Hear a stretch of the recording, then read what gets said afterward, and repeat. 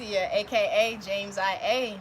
I'm your motivational holistic health coach, and I'm just a vessel to provide you with the necessary tools to make sure that your mind operates in a state of consciousness, your spirit stays lit, and your body is snatched to the gods in every way you wish. Before we bang head bounce into the video, shout out to ATL. Make sure that you like, share, and subscribe by clicking the link below. And if you're feeling real spicy, like, drop a comment or two.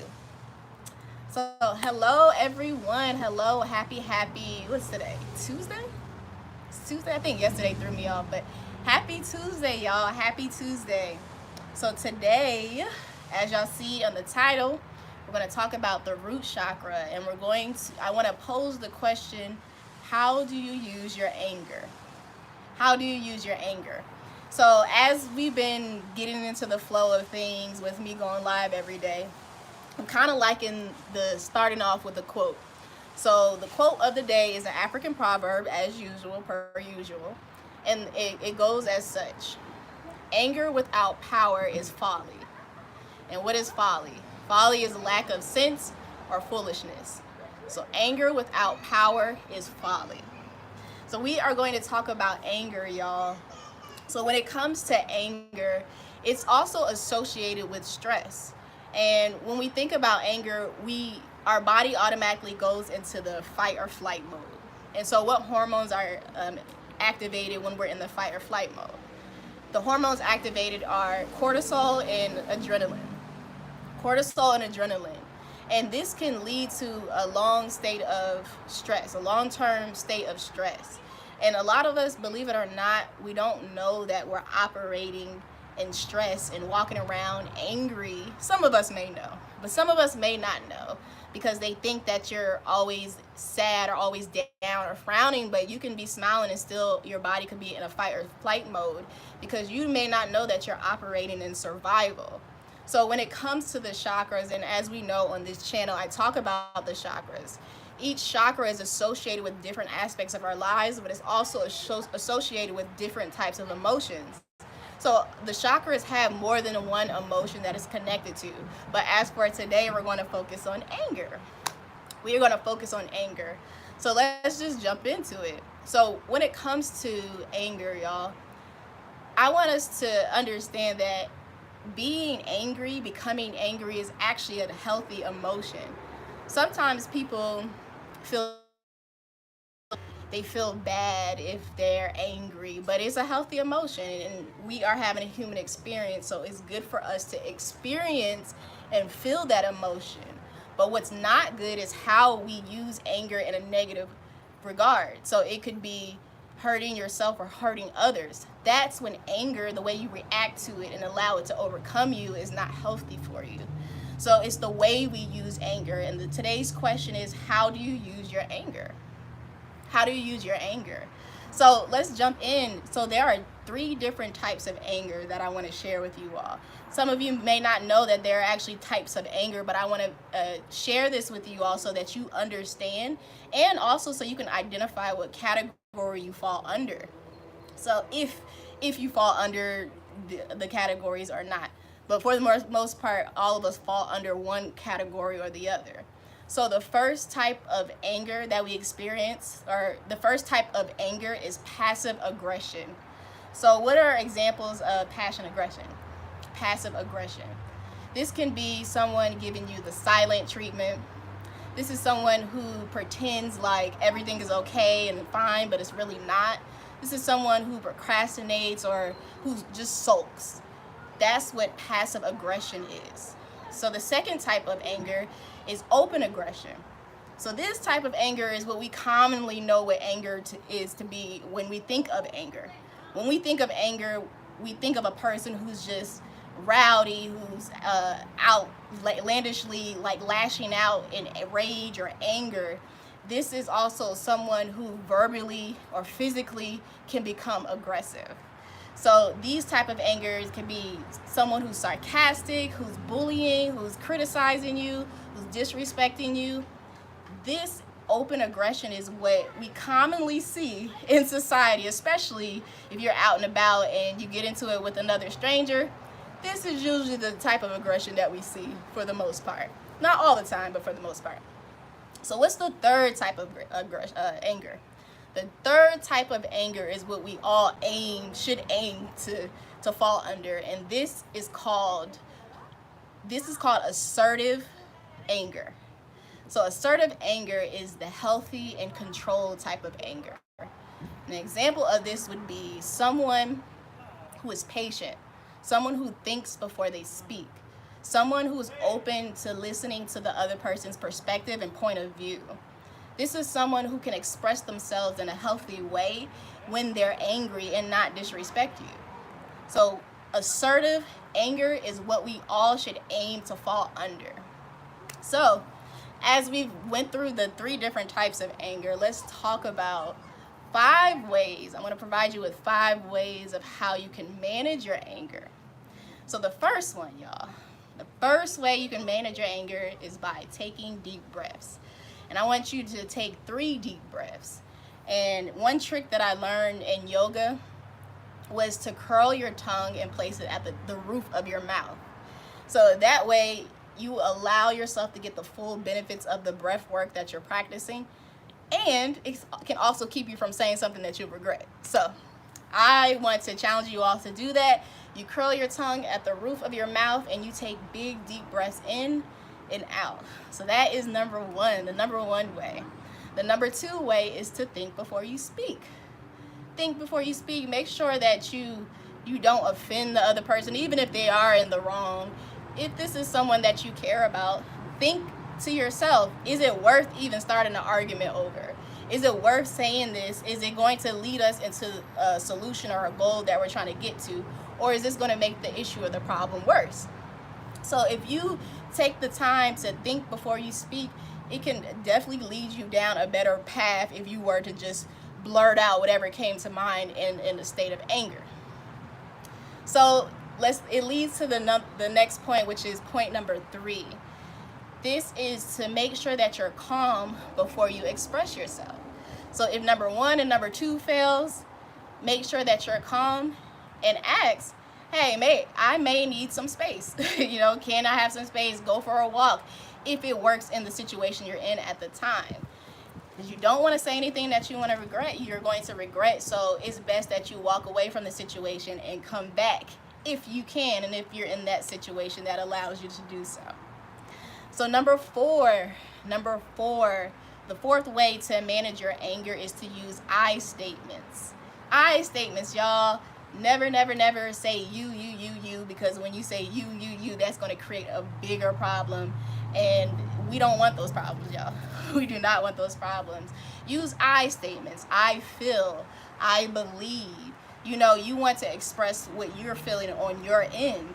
And at the end of the day, when you think about it, if you're angry or if you're in a situation where you're disagreeing with another person, I want y'all to start thinking in the mindset as in it's y'all against the problem, not against each other.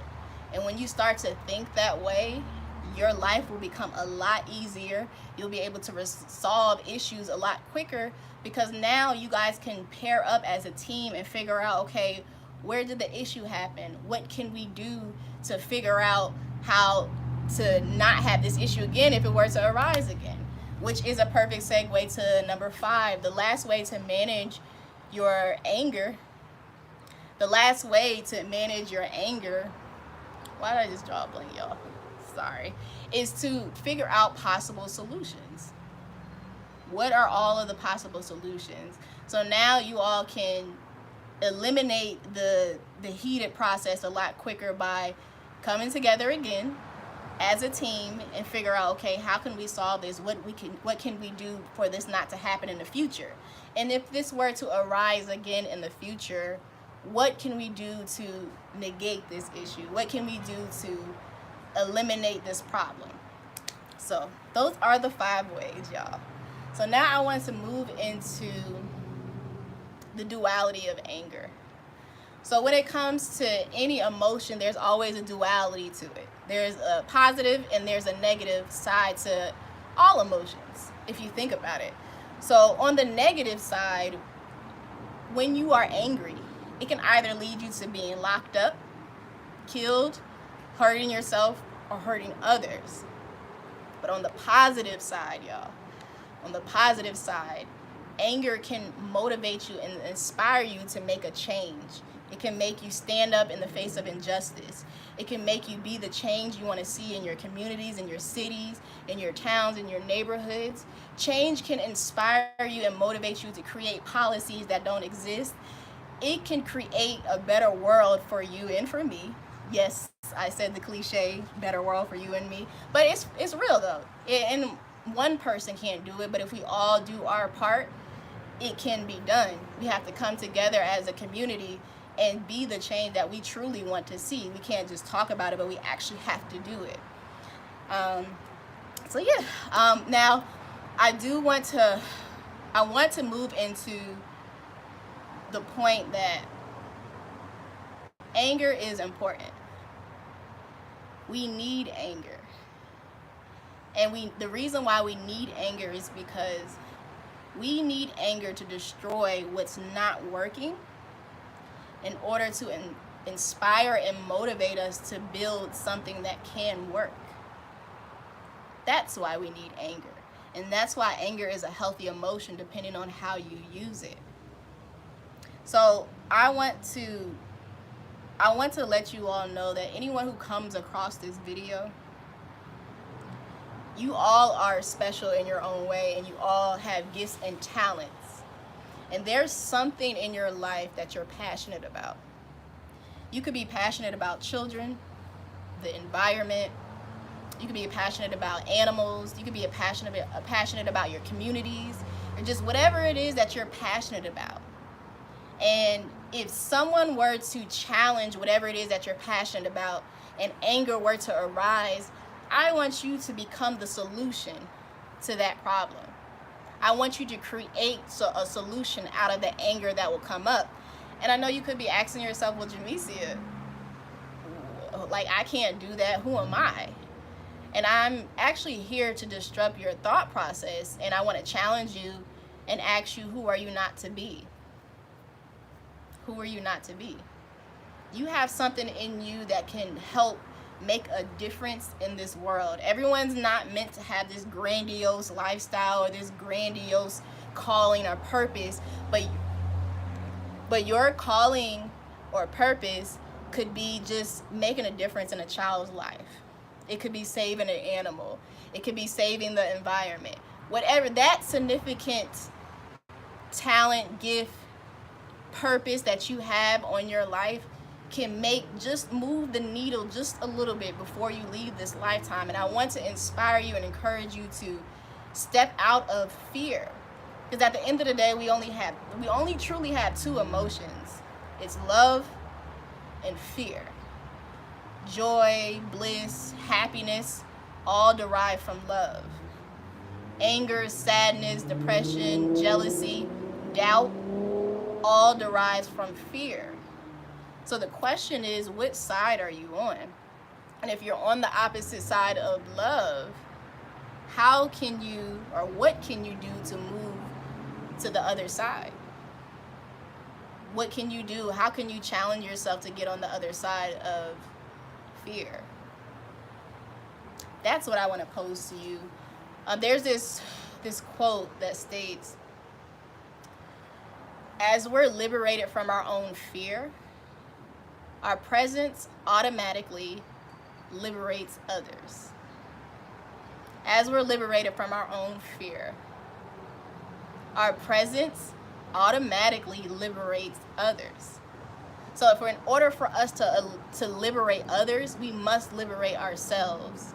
We must operate in a frequency of love. And as I mentioned, I talk on this channel about chakras. And we can have one or more chakras out of balance or out of harmony or blocked. And that could simply mean that there are certain areas and aspects in your lives that you're operating in fear. But the goal is to self-develop. The goal is to be in harmony. The goal is to break generational curses. The goal is to integrate your shadow side. The goal is to become the best version that you can be, or to become the truest version that you can be, the most authentic version that you can be, so that you can learn how to operate in a self-mastery state at the highest frequency known to man, which is love. The highest frequency known to man is love. So if you continue to challenge yourself every single day, and again, we're having a human experience. So it's only right for us to be in a state of fear at some point or another in our life. But I want to challenge you not to stay in that state of fear. I want to encourage you to get out of that state of fear when you find yourself sulking in it. I want you to become the solution to your problem and move to the other side of fear, which is love. So at the end of the day, y'all, anger is healthy. It's good for you, depending on how you use it.